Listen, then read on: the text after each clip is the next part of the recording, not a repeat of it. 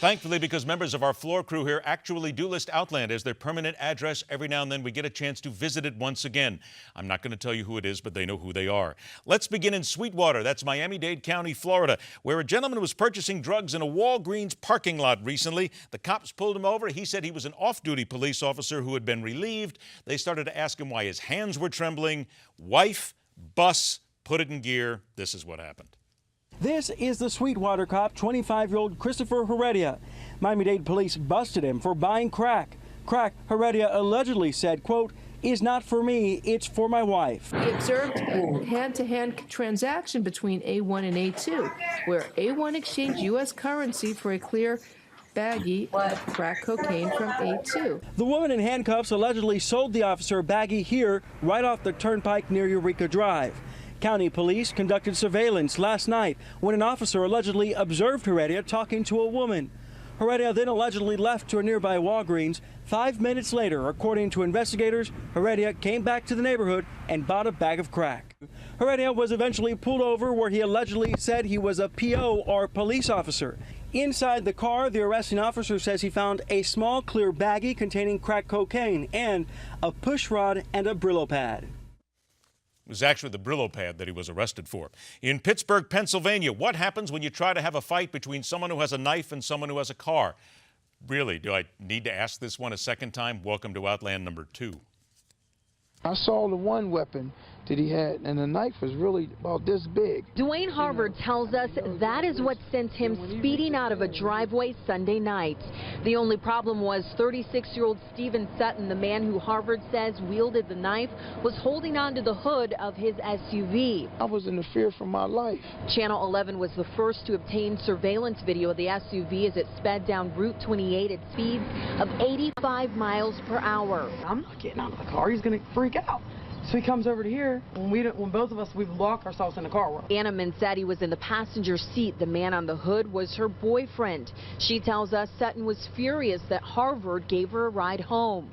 They say Sutton first came at them with a cinder block. When you're making a threat to me that you're going to kill me, I value my life. When Sutton allegedly went into the house, Harvard and Sutton's girlfriend tried to get away. That's when they say Sutton jumped onto the hood and continued to be violent. He bangs on the hood.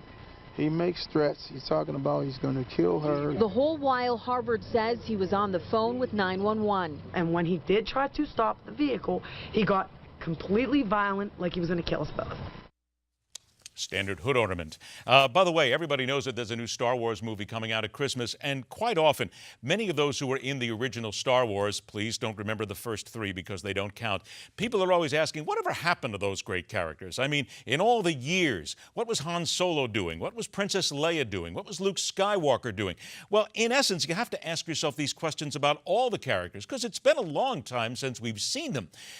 It is really, really comforting to know that at least in the case of one character from Star Wars, that in all this time, he was actually able to find really solid, decent work and actually entertain people at the same time.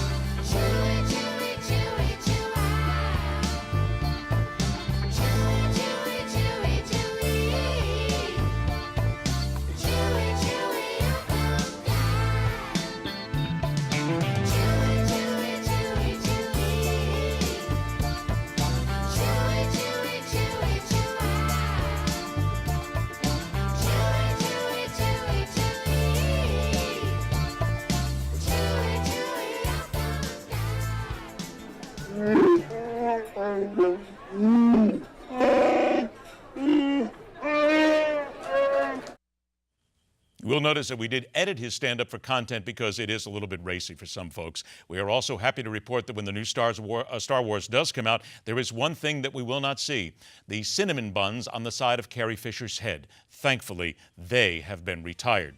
Hopefully, so has Jar Jar Binks. Forever. Rock on, true believers. Thanks for joining us. Back on Wednesday in the midweek version right here of the only show that questions everything. This is MidPoint.